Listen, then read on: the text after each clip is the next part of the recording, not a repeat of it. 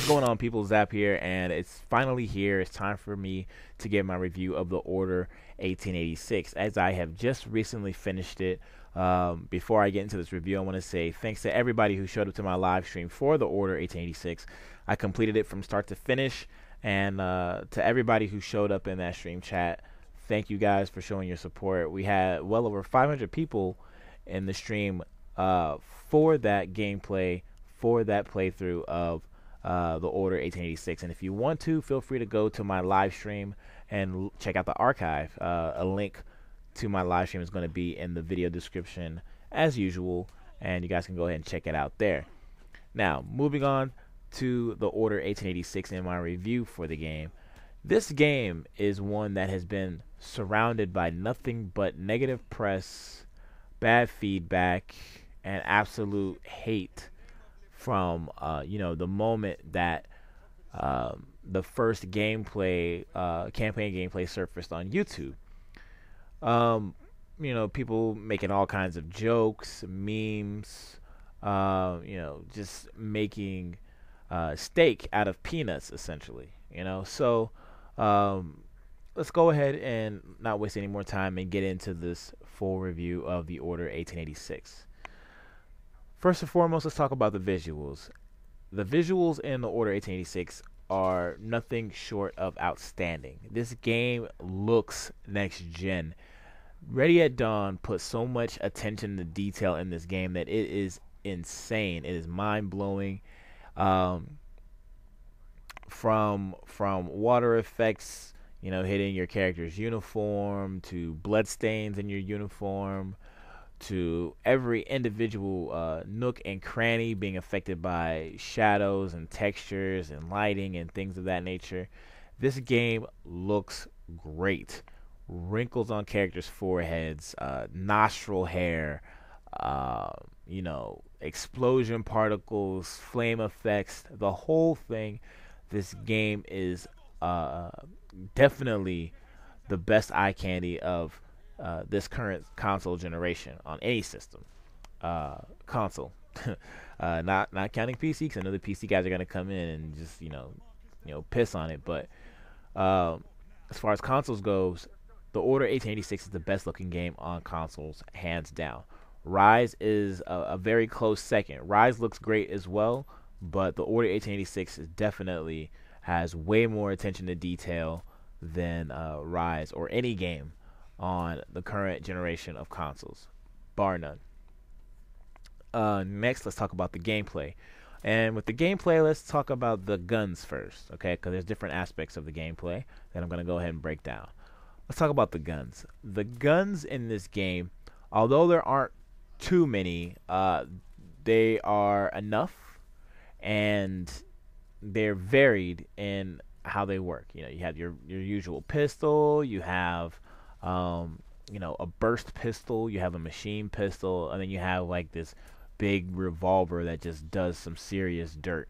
So your sidearms, although are all pistols, they all have their own different purposes, their own different uses, and they work in certain situations.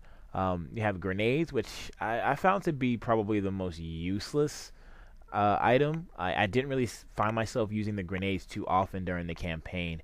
Not because it was too difficult, but because they really had no true place in the multiplayer aspect. The only times I really used them were when I really just wanted to progress from point A to point B, and I just happened to see a bunch of enemies clustered together, and I wanted to kill them as soon as possible. So grenades didn't really have too much of a purpose in the overall gameplay. The guns are freaking amazing. There are so many different styles of guns. Got the arc gun, which shoots like this charged lightning bolt. You've got RPGs. You've got the detonator, which is like a grenade launcher. You can shoot multiple grenades out, and then you can detonate them all at the same time with the tap of the R1 button. You've got your machine gun that also has like this air pressurized air attachment, where you can stun an enemy at close range. You've got shotguns, the whole nine, man. This game this game does have a pretty good diverse array of weapons. There just could be more, and there could be more instances where you use certain weapons. Like I didn't really find myself using the sniper rifle too much, and there was really only one part in the entire game that really allowed you to use the crossbow that they have, which kind of sucks because it would have been nice to be able to use it a lot more throughout the campaign. But overall, I think the game did have a pretty good assortment of guns. Could have been more, and there could have been more situations where you could use some of the others. But other than that, the weapons are pretty good. The actual movement of the characters, let's talk about that. Uh, Character movement is relatively fluid. Vaulting over cover, leaping across edges, and grabbing edges and things like that. It all works really well. Swapping cover, that's fine. But I found, being in cover and, running out of cover was pretty clunky. The way as you take cover in Gears of War and you want to move forward uh, relatively easily, you hold up and A or whatever your run button is. With this game, it's not as fluid, so you kind of just have to like pop out of cover and then move from there. Um, it was very clunky doing that because there were times where I would just be in cover and I just kind of want to move forward and progress from that cover, but I would have to pop out of cover and then progress forward. You understand what I'm saying? So, um, movement is okay with the exception of that as well. Um, as far as the combat goes, when you're shooting things in this game, you are having a really good time. I don't think I've heard any real complaints with the overall shooting aspect of it. The shooting is great, and it's probably the strongest suit of this game. As a third-person shooter, the Order 1886 is very enjoyable, and it gets the job done. Um, the different types of enemies aren't all that varied. You have the standard, grunt who is using like a pistol or a rifle. You'll have snipers who obviously they stay at a distance and they snipe. You have the shotgunners or grenadiers who will run up towards you and try to body you with a shotgun. And you'll usually be able to tell who they are because they kind of run at you hunched over with the shotgun, or your guy will actually call them out. Um, they'll be like, "Oh, shotgun guy" or whatever the hell they call him. But he'll just run towards you with a shotgun out and try to body you. And then you have like the armored guy who's usually carrying like one of the special weapons. Um, uh, they'll be using like the detonator or the thermite rifle. The thermite rifle is actually pretty sweet too. I forgot to mention it in the weapons category. The thermite rifle shoots like this powder out, and then you shoot the powder with like this incendiary round, and the powder ignites in the flame. So you shoot someone with the powder, and then you hit him with the incendiary round, and it just bursts him in the flames.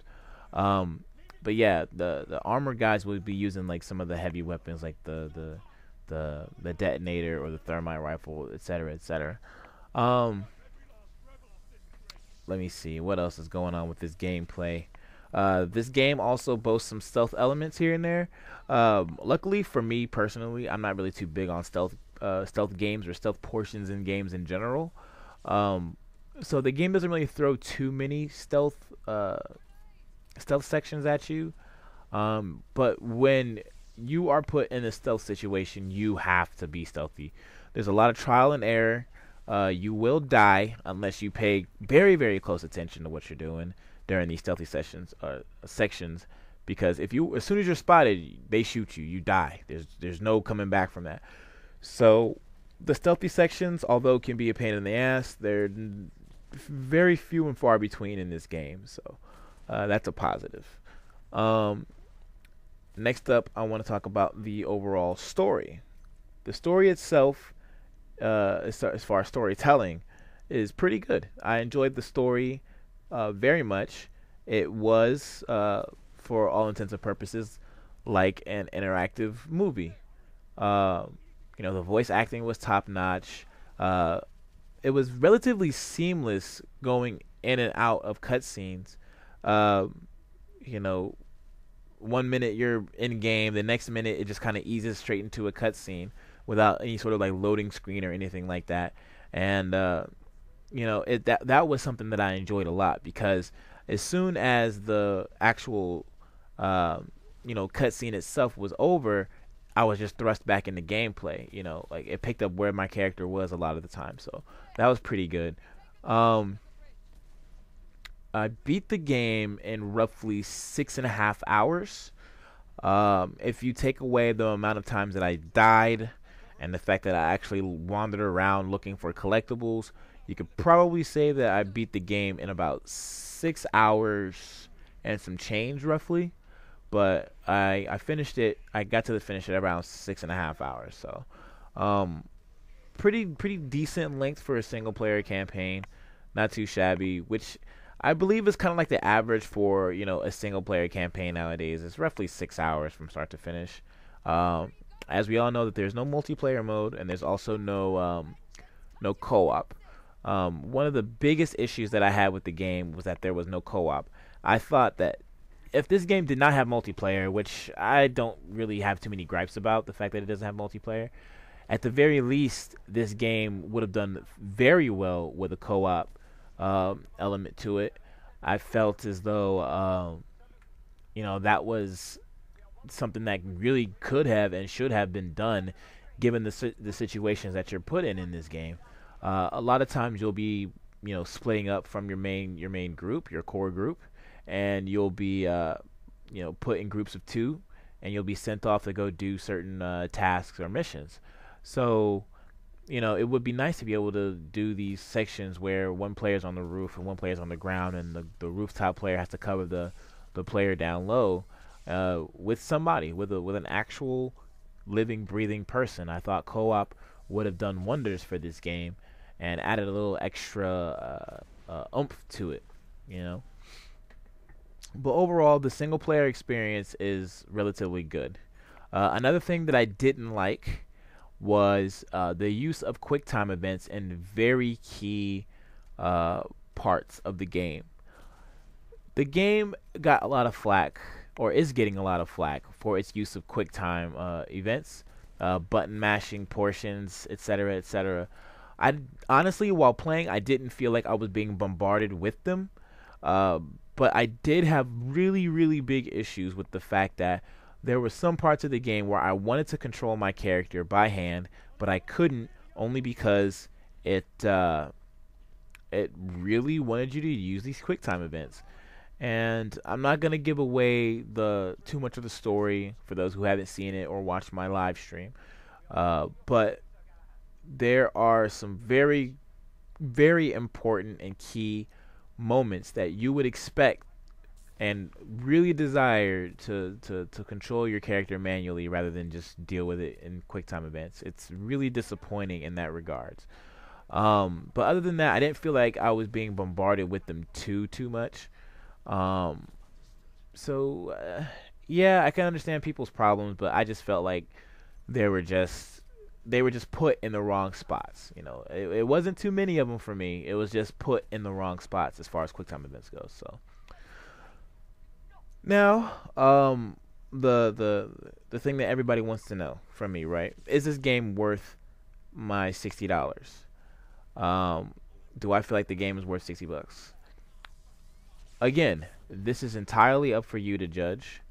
But if I had to pay $60 for this game, yes, I would, which I have. Um, the game itself, although it doesn't have a multiplayer mode or a campaign, I felt that the game was really good, and it's such a good game that I'm actually willing to go back and play it again. The trophies for the game you can actually get in one single playthrough, and you don't have to change difficulties. You can play it on the easiest difficulty and get all of the trophies if you pay attention to it the entire time.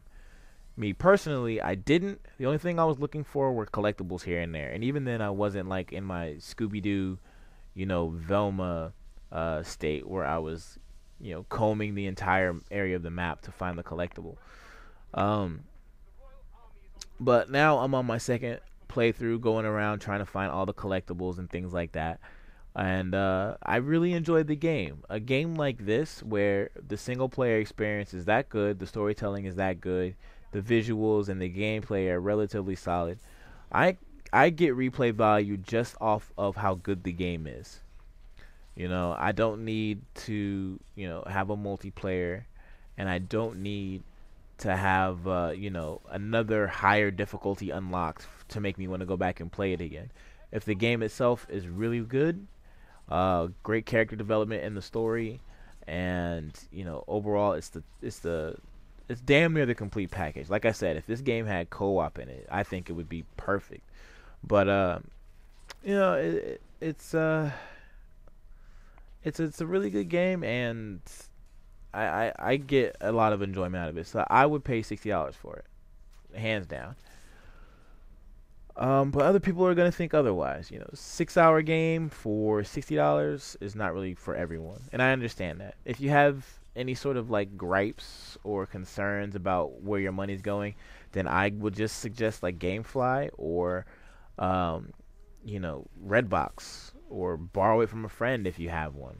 So yeah, man. If the game does not warrant a $60 price tag for you, then by all means search for other means to play the game. Um, on a scale of 1 to 10, what would I rate the Order 1886? Just like in my live stream, I told everyone what I would rate the game, and it's not changed. I would give it a 7.5 out of 10. Really, really solid game. I was borderline an 8, but the fact that the game just, man, the lack of co-op killed it. Like, it would have been a solid 8 for me, but because it had no co-op, I'd say 7.5. 7.5 out of 10 is pretty good. It's pretty fair. It's not a bad score at all. So, yeah, that's my review of the Order 1886. I mean, it's definitely a game that every PS4 owner should at least play or try. I'm not gonna say that it's a must buy, because there are gonna be some people that like it and some people that don't. But I think that everybody should at least try this game at some point. So whether you're waiting for the game to drop in price, or you're waiting for your next paycheck to pay for it fully, or if you're just waiting for your friend to get finished with it so you can try it. Regardless, give the game a shot. I'm pretty sure you'll enjoy it. You'll find some enjoyment out of it, and I think the game is at least worth your time if it's not worth all your money. But yeah, man, thank you guys for watching this review of the Order 1886. Make sure you guys subscribe to the channel if you're not doing so already. And my next review is going to be on Dying Light. So make sure you guys stay frosty and check out the YouTube channel. Thank you guys for watching, and I'm out. Peace.